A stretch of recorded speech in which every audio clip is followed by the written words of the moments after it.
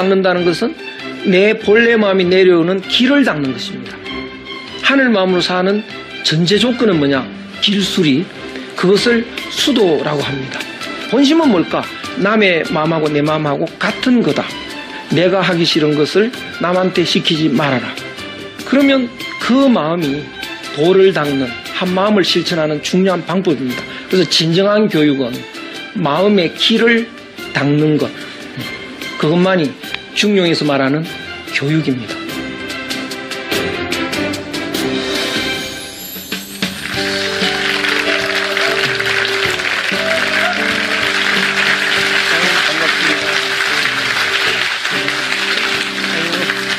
반갑습니다.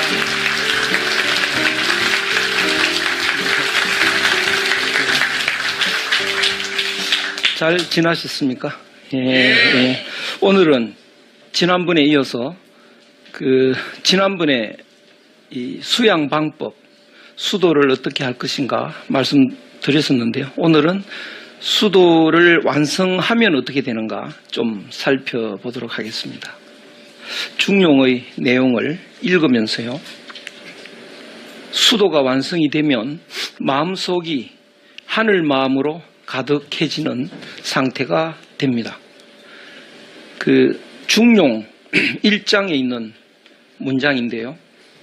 한번 읽고 해석을 해보면 희로애락 지미발 위지중 발이계 중절 위지화 중야자 천하지 대본야 화야자 천하지 달도야 치중화 천지위언 만물유건 이렇게 되어 있습니다. 하나하나 읽으면서 좀 살펴보도록 하겠습니다. 희로애락 지미발. 희로애락은 감정입니다. 예. 우리들은 산다는 게 전부 감정입니다. 감정이 기쁘면 기쁘고요. 감정이 슬프면 슬프고, 얼굴이 예뻐서 나는 행복하다가 아니고, 얼굴이 예뻐서 기분이 좋은 것도 감정입니다. 예. 돈이 많아서 행복하다라는 것도 돈이 행복한 게 아니고 감정이 행복하다라고 느끼는 거죠. 그래서 모든 삶의 내용은 감정인데요. 희로애락이라고 말한 것은 감정이 4개밖에 없는 건 아닌데 수많은 감정이 있는데 4개로 그냥 상징적으로 대표해서 말하는 것일 뿐입니다. 그 희로애락, 그의 감정이 미발, 속에서 이렇게 옹달샘이 솟아 올라오듯이 그 속에서 감정이 올라옵니다. 그 올라오기 이전의 상태, 그것을 위지, 일컬어서 중이라고 합니다. 중. 여기서 보면 하늘 마음이 저 속에 있습니다. 여기서 위에서 그렸는데 위로 그렸지만 저 속으로 이해할 수도 있습니다. 지하수 저 깊은 곳으로 이해할 수 있는데 그 속에서 이렇게 솟아나오는, 하늘이라면 하늘 저 깊은 곳에서 내려오는 그 상태를 중이라고 합니다. 지난번에 그 하늘의 마음을 뭐라고 제가 말씀드렸습니까? 성이라고 말씀드렸죠. 근데 오늘은 중이라고. 그럼 성과 중이 무슨 차이가 있느냐? 같은 겁니다. 그런데 왜 이름이 다르냐? 성이라고 했을 때는 이게 마음이니까요. 살고 싶은 마음이라는 뜻입니다. 그러면 중이라고 했을 때는 속이라는 뜻입니다.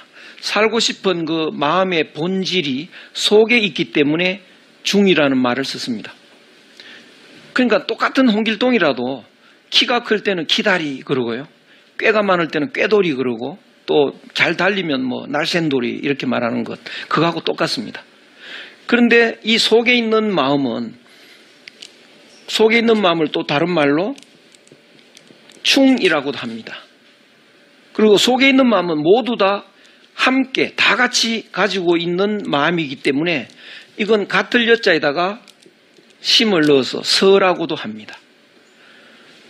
두 사람이 늘 함께 다니고 싶은 마음, 두 사람뿐이 아니고 여러 사람이 다 함께 다니고 싶은 마음, 인이라고도 합니다. 이걸 자세히 또 인이예지라고도 합니다. 인이예지.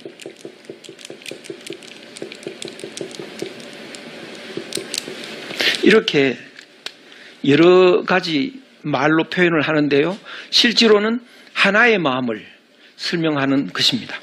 그런데 이 중이 우리의 감정이 나타나기 이전의 상태를 말하는데요.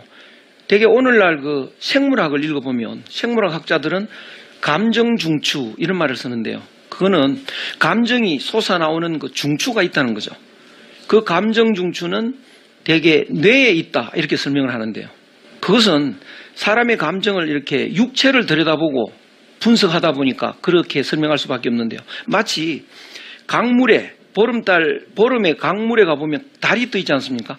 근데 그 달을 아무리 분석을 해도 달은 어디에 있습니까? 물 속에 있는 거죠. 그래서 물이 100가지 물이 있으면 달이 100개처럼 돼 보이는 건데요. 하늘을 보면 하나의 달이 이렇게 물마다 떠 있는 거하고 똑같습니다. 그러니까 감정 중추가 우리의 두뇌에 있는 것 같지만 하나의 마음이, 하늘 마음이 사람마다 이렇게 달이 강물에 떠 있듯이 사람마다 심어져 있는 거죠. 그렇게 이해를 하셔야 됩니다. 그래서 하늘 마음이 이렇게 저 속에서부터 흘러나오는데요. 그 흘러나오기 전에 중이라고 한다. 그냥 내 속에만 있는 감정 중추는 아니다. 그것이 흘러나온 것이 감정입니다.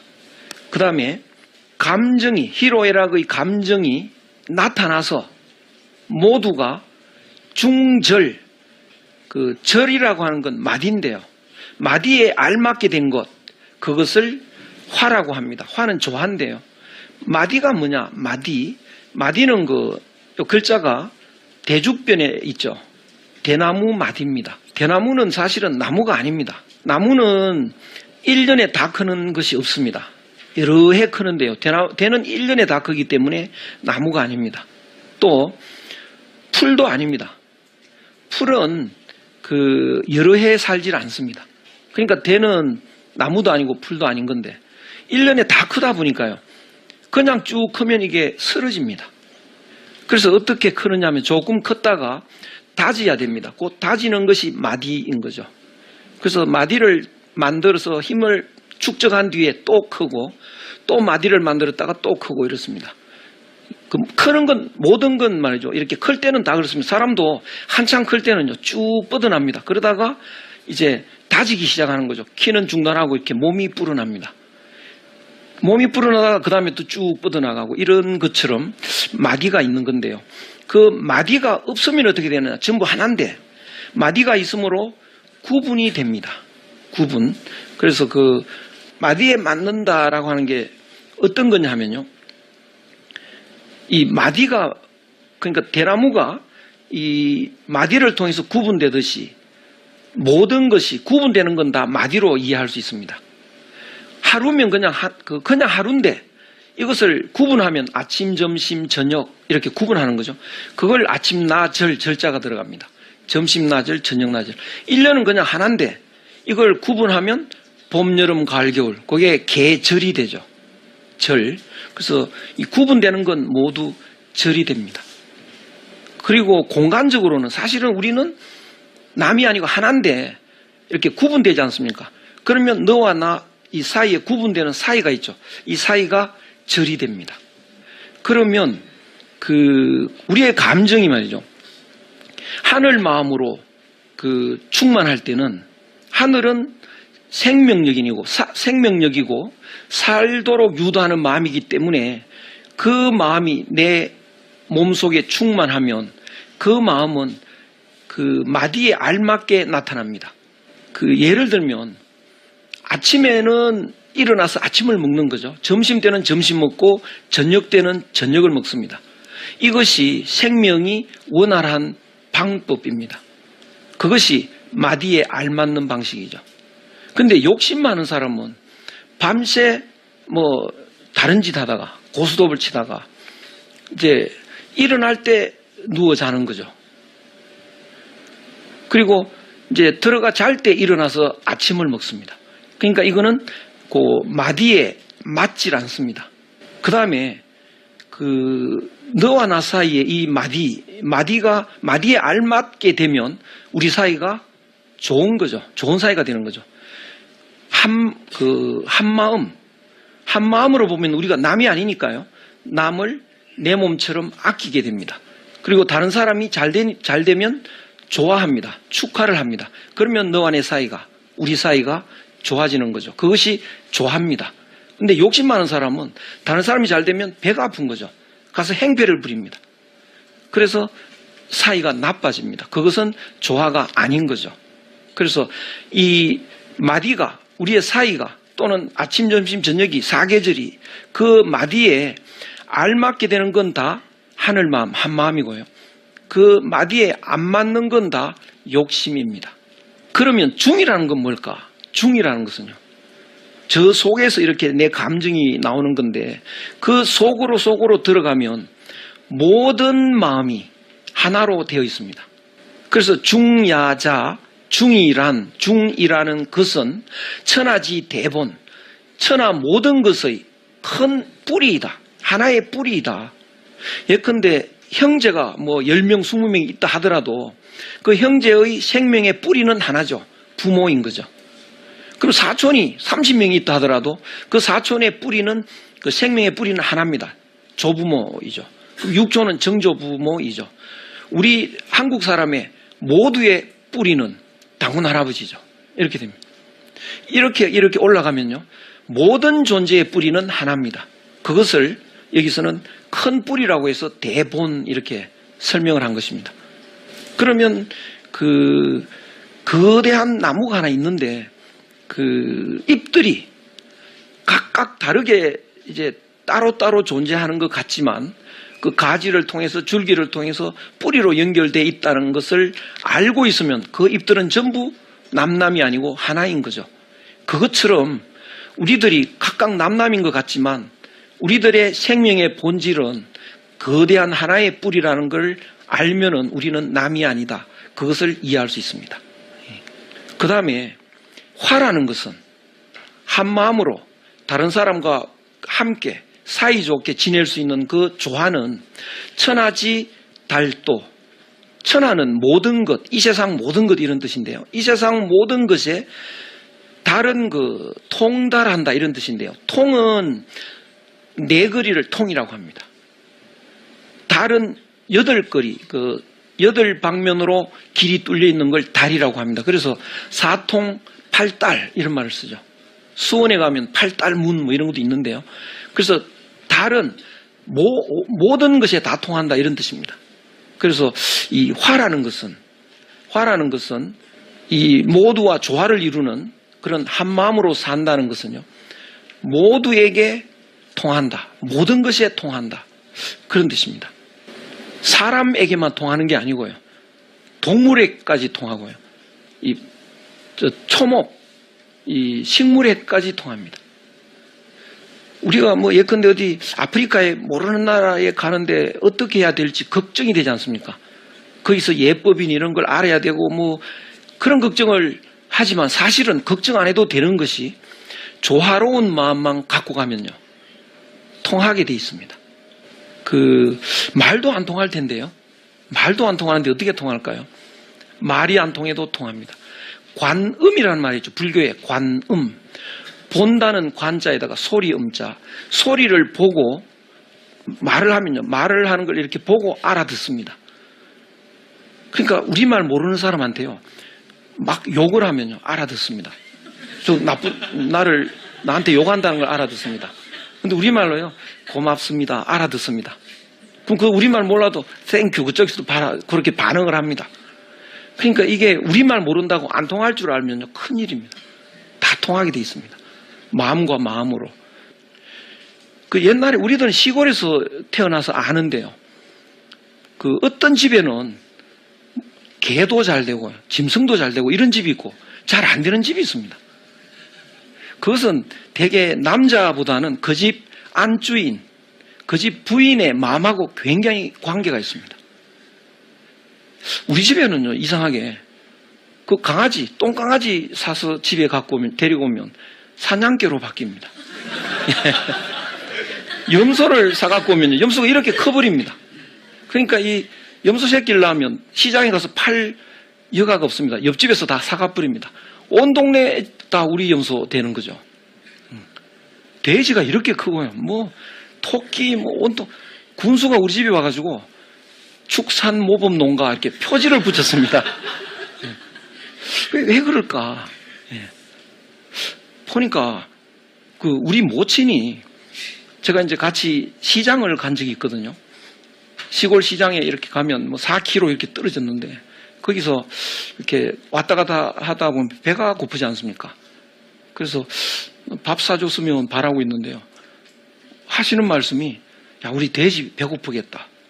이렇게 본인이 배고픈 걸 뒷전으로 우리 개도 지금 밥 못 먹을 것 같다. 빨리 가자. 그러니까 그 돼지가 잘 클 수밖에요. 근데 한날은 돼지가 아파가지고 이렇게 들어 누워 있습니다. 그러니까 이 죽을 쏘가지고 가가지고 이 숟가락으로요. 돼지한테 야, 너 이거 먹어야 돼. 그러면서 이렇게 떠서 입에 넣으니까 입을 벌려요. 먹더라고요. 그러니까 못 알아듣는 게 아니고 알아듣습니다. 그래서 이 한 마음으로 대하면 모두가 통하게 돼 있다. 이게 화야자, 천하지, 달도 이렇게 돼 있는 겁니다. 화야자, 천하지, 달도.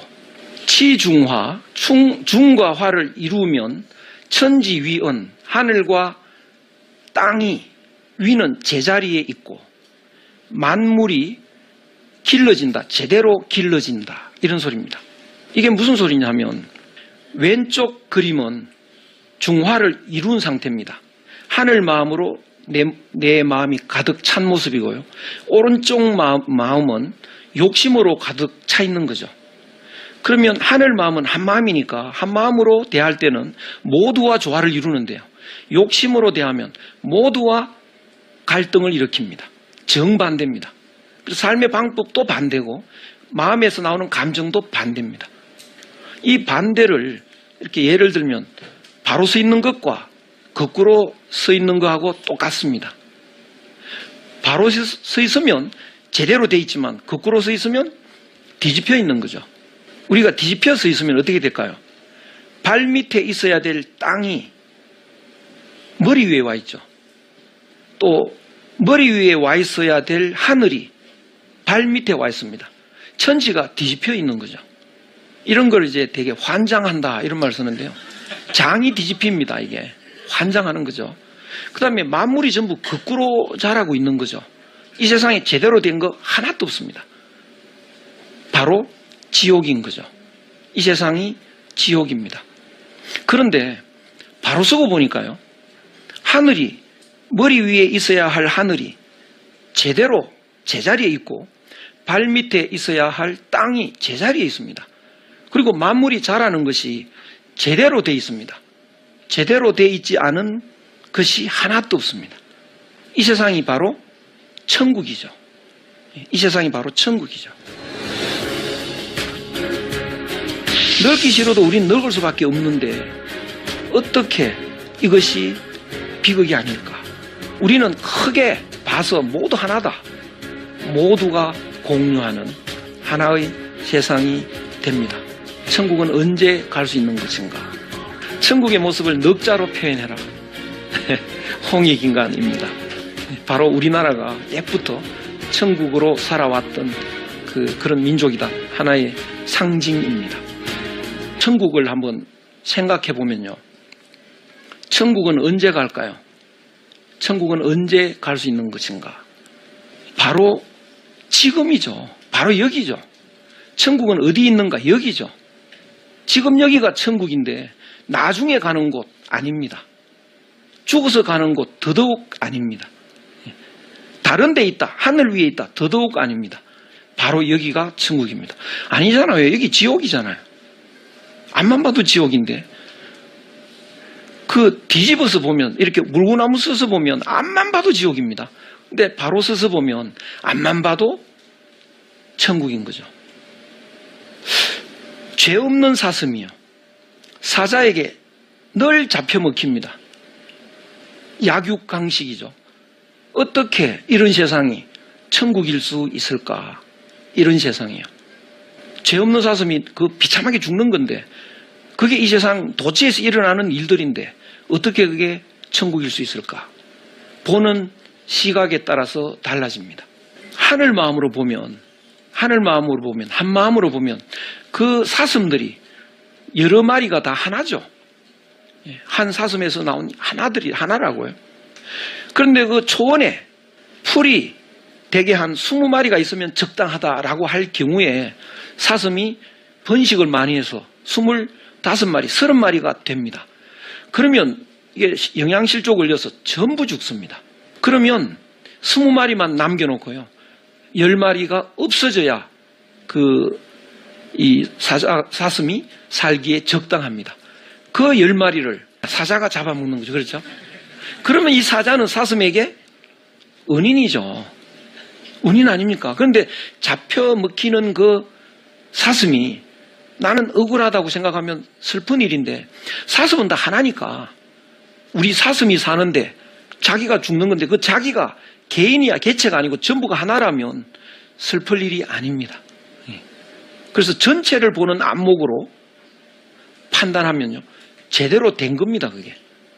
나도 열심히 노력을 했는데 과장이 우리 회사에 10명인데 입사 동기가요. 9명은 부장으로 승진했는데 내 혼자만 탈락이 돼서요. 그 승진을 못했습니다. 지옥 아닙니까 이거? 견딜 수 없지 않습니까? 대개는 이제 슬퍼서 밤새 술 마시다가요. 그 다음날 사표죠. 못 견디지 않습니까? 이게 어떻게 천국일 수 있습니까? 이런 지옥 같은 세상인데 그렇죠. 한번 다시 보자고요. 승진한 사람들은 부럽지만 거기에 부러워할 것이 아니고 스스로를 돌아봅니다. 내가 100점짜리 과장인가? 아니지 않습니까? 아, 내가 부족하구나. 그 김이사를 내가 왜 승진을 못했나 봤더니요. 우리 회사 김이사가 나를 비판을 하고 나를 이제 승진 못하도록 길을 막았습니다. 그러니까 너무나 슬픈 일인데 김이사를 보면 막 피가 거꾸로 솟는데 말이죠. 다시 생각을 해보면요. 내가 100점짜리 과장인가? 아니다는 거죠. 그러면 김이사를 비판하기 전에 스스로 반성을 합니다. 100점짜리 과장이 되기 위해서 엄청 노력을 합니다. 그래서 내년에 100점짜리 과장이 됐습니다. 누가 비판을 해도 승진되겠죠. 100점짜리니까요. 늦게 올라갔지만 튼튼한 바탕에서 건물이 올라갔습니다. 올라갈수록 더 빛이 납니다. 최고 경영자에 누가 먼저 올라갑니까? 내가 제일 먼저 올라가는 거죠. 최고 경영자까지 올라가서 한번 생각을 해봅니다. 누구 덕입니까? 김이사 덕 아닙니까? 그렇죠. 그렇죠. 그러니까 내가 그렇게 싫어했던 그 김이사가 사실은 하늘이 나에게 준 선물입니다. 고마운 사람이죠. 보는 관점에 따라서. 그래서 그 한 마음으로 보느냐, 욕심으로 보느냐에 따라서 이 세상은 천국이냐 지옥이냐로 갈라집니다. 그래서 이 세상이 천국과 지옥으로 갈라진다는 것은 내가 어떻게 되느냐, 나에게 달렸습니다. 늙기 싫어도 우린 늙을 수밖에 없는데 어떻게 이것이 비극이 아닐까? 예. 늙기 싫은데 늙어야 되지 않습니까? 더군다나 올해 29살 좀 더 괴롭습니다. 그렇죠? 39살 또 더 괴롭습니다. 예, 한 학년 올라가는 거 그거 못 견디는데요. 그런데 하늘 마음이 되면 달라집니다. 모두가 하나니까 이 몸만 나라는 생각이 없어진다고요. 다들 잘 자라고 있지 않습니까? 천국이죠. 그렇죠? 죽기 싫어도 죽어야 되는데 어떻게 그게 천국이냐? 이 몸만 생각하면 난 죽어야 되겠지만 참 내가 죽는 건 슬픈 일이지만 모두가 나라는 생각이 들면 다른 사람 살아야죠. 그렇죠? 다 늙은 이 몸은 이제 죽어야 다 사니까요. 제대로 된 거죠. 제대로 되지 않은 건 하나도 없다. 이 세상이 천국이다. 그러면 이제 우리는 천국의 모습을 한번 생각을 해보자. 천국은 어떤 곳일까? 이게 한문이 좀 길어서 하나하나 설명하기는 좀 어려운데요. 얘기라는 책에 나오는 대동이라는 내용입니다. 대동. 큰 대자, 같을 동자. 우리는 크게 봐서 모두 하나다. 마음도 하나, 몸도 하나, 하나다라는 개념의 내용입니다. 그 내용을 대충 설명하면요. 그런 천국의 세상에서는요. 개체, 내 건 이거 없다는 거죠. 그러니까 이 세상은 누구의 거다 이거 없습니다. 모두가 공유하는 하나의 세상이 됩니다. 그러면 적임자가 천국이 아닌 데서는요, 힘센 사람이 무슨 큰 자리를 차지하는 거죠. 그런데 천국에서는 능력 있고 가장 적임자가 큰 높은 자리에 올라가서 세상을 인도합니다. 이 천국의 그 내용만 몇 개 설명을 하면요, 여러 가지 그 설명들이 있는데, 노인들이 다 복량을 받는다. 독거노인조차도 모두에게 복량을 받는다. 어린아이는 뭐 고아를 하더라도 모두 잘 자라게 된다.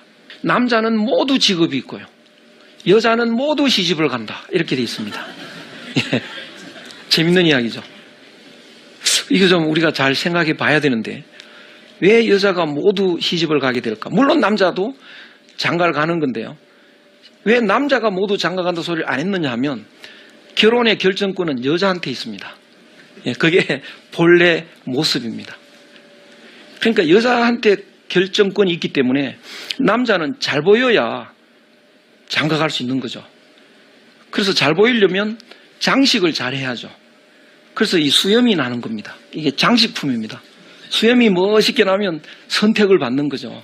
그래서 늘 수염을 다듬는 건데요, 사람이 타락을 했습니다, 도중에. 그래서 타락하기 전에는 여성 중심이기 때문에 성이라는 게 여자에다가 생자죠. 그래서 그 성이 엄마 따라가는 겁니다. 그런데 타락을 해서 힘으로 이제 경쟁이 붙었다고요. 그래서 남자가 힘이 세니까 남자 중심으로 이렇게 시대가 바뀐 겁니다. 그러니까 여자가 장식을 해야죠. 그래서 화장을 하기 시작합니다.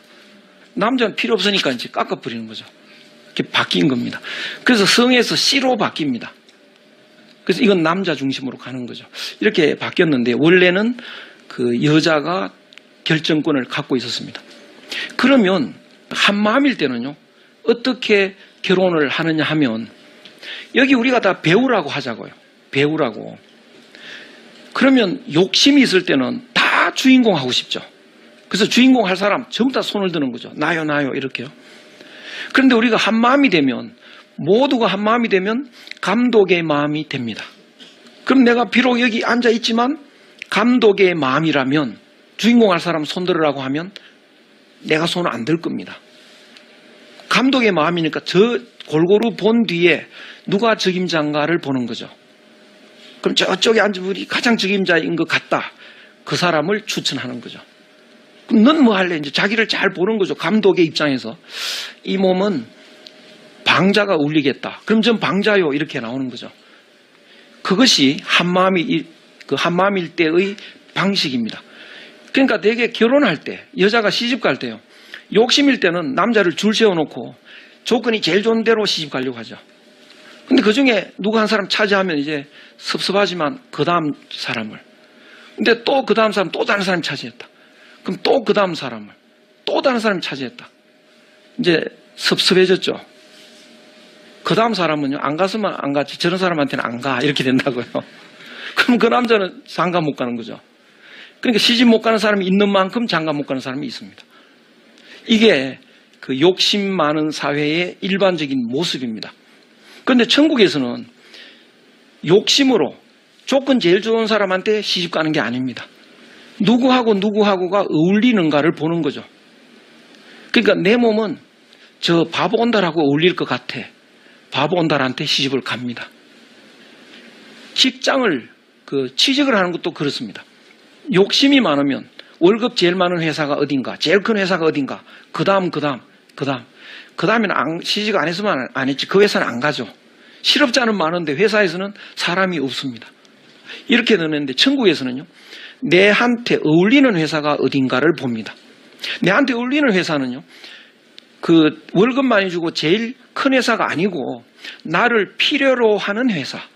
저 회사는 내가 안 가주면 정말 힘들어. 내가 감으로써 저 회사는 빛이 나고 크게 발전할 거야. 그런 데를 찾아갑니다. 그러니까 취직 못하는 사람이 없고 시집 안 가는 사람이 없다. 이게 천국의 설명입니다. 이런 그 천국의 모습에서는요, 모두가 한 마음이니까 네 거 내 거를 굳이 따지진 않지만, 네 집에 가서 내가 막 자자, 네 집이나 내 집이나 똑같다, 이러면 또 혼란스럽죠. 각자의 집에서 삽니다. 사는데 문은 닫질 않는 거죠. 천국의 모습입니다. 그러니까 우리나라는 옛날부터 천국이었는데요. 지금도 그 흔적이 있습니다. 제주도에 가보니까 대문이 정말 재밌습니다. 이렇게 대문이 양쪽에 기둥이 있고요. 구멍이 있어서 제일 위에 이렇게 나무를 걸어 놓으면 뭐 하루 만에 돌아온다. 두 번째 구멍에 걸으면 이제 뭐 예컨대 한나절 있다가 돌아온다. 제일 밑에는 한 잠깐 갔다 온다. 이런 표시일 뿐이지 닫는 것이 없습니다. 대문이 뭐 이런가 싶지만요. 그것이 천국의 대문입니다. 천국의 모습을 넉자로 표현해라. 홍익인간입니다. 바로 우리나라가 옛부터 천국으로 살아왔던 그런 민족이다. 하나의 상징입니다. 아침 드셨습니까? 한국 사람은 얼마나 굶었으면 인사가 뭐 아침 드셨습니까? 빈이락 이런 말이 나옵니다. 가난해도 행복해요. 낙엽 제기중 행복은 그 속에 있다. 어떤 사람도 100% 악한 사람도 없고 100% 착한 사람도 없습니다. 천국의 상태는 어떤 거냐? 사람들이 한 마음이 된 상태에서 공평한 사회입니다. 이 세상을 천국으로 유도하는 구체적인 방법이 뭘까? 중용 제6장에 있는 문장으로 한번 생각해 보도록 하겠습니다. 자왈 순기 대지하여 수는 호문이 호찰이연 은하기 양선 집기 양단 용기중어 민 사이위 순호 이런 말이 있는데요. 이걸 하나씩 좀 짚어보면 수는 크게 지혜로우신 사람이시다. 순기 대지하여 가장 위대한 옛날 성군을 대표로 요임금 순임금이라고 하는데요. 가장 동쪽에 살았던 동이족이 순임금입니다. 맹자의 수는 동이지인이다. 동이사람이다. 이렇게 나와 있는데요. 왜 크게 지혜롭다고 이렇게 공자가 설명을 했는가? 이 고다 문장을 한번 보시면 수는 호문이 호찰이연 묻기를 좋아하고요. 순임금은 묻기를 좋아하고 호찰 이연 이는 가까울 이니까 가까운 말, 평범한 말, 하찮은 말 그런 걸 듣기 좋아한다. 살피기 좋아한다. 묻기를 좋아하고 하찮은 말을 살피기 좋아한다. 왜 그랬을까요? 순임금은 왜 묻기를 좋아할까? 우리나라 사람들 잘 묻지 않습니까? 나이가 얼마예요? 서양 사람들이 무슨 교양 없다고 말이죠. 프라이버시를 침해하고 우리는 곧잘 묻습니다. 그거. 서양에서는요 개인주의이기 때문에 개인의 이 내면을 캐려고 하지 않습니다. 근데 우리는 가족 아닙니까? 가족이니까 내 동생인지 형인지 언니인지 알아야지 말을 하지 그렇죠. 그래서 물어보고 내보다 2살 많구나 언니 이러는 거죠. 그거 하려고 물어보는 겁니다. 아침 드셨습니까? 한국 사람은 얼마나 굶었으면 인사가 아침 드셨습니까? 예. 누가 그런 설명을 했는데요. 아닙니다. 우린 가족이니까 가족끼리 만나면 식사했어? 안 했다. 밥 나오는 거죠. 우린 시골에서 그렇게 컸습니다. 옆집으로 가다가 너 밥 안 먹었지? 들어와. 새로 밥 해주는 것도 아닙니다. 숟가락만 하나 올려놓는다고요. 같이 퍼먹는 거죠. 그런 문화이기 때문에 인사법이 그런 거라고요. 그래서 묻기를 좋아한다. 그런데 이 문장은요, 예를 들어서 설명하면 이해가 빠릅니다. 예컨대 우리가 투쟁을 한다라고 할 때는요, 극한 대립을 하는 겁니다. 대립을 하는 거죠. 그래서 노사분규를 한다. 예를 들어서 그런 경우는 노동자와 사용자가 극한 대립을 하는 겁니다. 노동자 이쪽은 사용자 이렇게 대립을 하게 되면 이번에 우리 회사에서 이익금을 100억을 남겼다. 노동자는 어떻게 생각합니까? 노동가치설이라는 게 있습니다. 노동자가 노동한 가치지 100억이. 그러니까 우리가 다 가져야죠. 그렇죠? 100을. 그럼 여기서는 또 어떻게 생각합니까? 우리는 월급 충분히 줬어. 그렇죠? 그래서 잘 먹고 잘 살았어. 취직도 못하는 사람들 다 데려다가 월급 잘 주고 우리가 공장 만들고 회사 만들어서 잘 먹고 잘 살았는데 그건 내가 가져야지. 하나도 줄 수 없다. 이제 극한적으로 말을 하면요. 이렇게 이제 첨예하게 대립을 하는데, 그러면 사용자는, 이 노동자가 훌륭하게 보일까요? 고약한 사람을 보일까요? 아주 나쁜 사람을 보이죠. 노동자는 이 사용자가 아주 나쁜 말이죠. 우리 돈 다 착취해가는 형편없는 그런 계급이라고 보는 거죠. 근데 노동부 장관이 가서 너희들 그러지 말고 50 정도로 나누어라. 모두가 찬성할까요? 모두가 반대할까요? 모두가 반대하죠. 그렇죠. 이 사람들은 왜 그렇게 적느냐고 그러죠. 이 사람은 왜 그렇게 많이 줘야 돼? 찬성한 사람 제로가 됩니다. 이런 경우에 순임금이라면 어떻게 하느냐? 이 사람들한테 가는 거죠. 이 사람들한테요. 그럼 이 사람들은 일단 마음의 문을 닫겠죠. 저 사람이 우리를 또 야단치려고 오는구나. 그래서 마음의 문을 닫았는데요. 이런 그 노사분규에 대해서 말을 하질 않습니다. 이것저것 물어보는 겁니다. 당신 집이 어디요? 내 매봉역 앞에 살아요. 내 집도 거기야. 이러면 벌써 한 동네 아닙니까? 그렇죠? 그거 하려고 묻는 겁니다. 그거 하려고. 그래서 이것저것 묻는 게, 학교는 어디 나왔냐, 뭐 어디 나왔다 그러면 내 동생 좀 거기 다녀. 그거 하려고요. 그러면 마음의 문을 열게 되죠. 우리가 남이 아니구나. 그러면서 이 사람들은 늘 비난을 많이 받았으니까 하찮은 말을 툭툭 뱉어요. 당신은 우리하고 다른 사람 아닌가?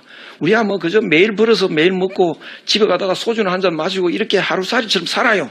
당신하고 말하기 싫소. 이러면 그런 말 잘 듣는다고요. 살피고 소주 나도 엄청 좋아해. 오늘 한잔 하자. 이래가지고 이제 주거니 받거니 하는 거죠.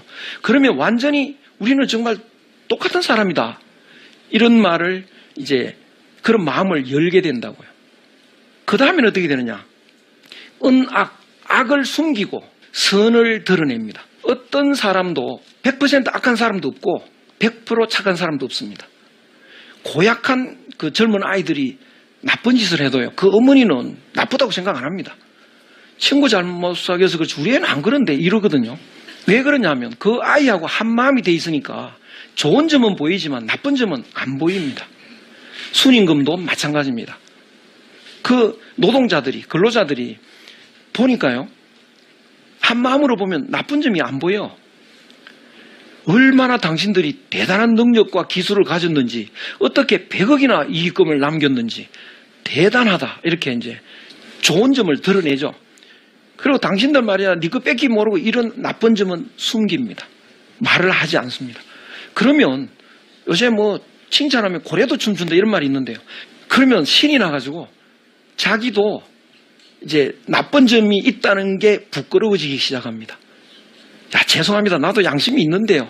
그 말만 나오면 이제 성공입니다. 그러면 자기가 양심으로 돌아섰다는 이야기죠. 한 마음으로 돌아섰다는 거죠. 그러면은 그 전에 고약한 말이죠. 우리 사장님, 이제 아닙니다.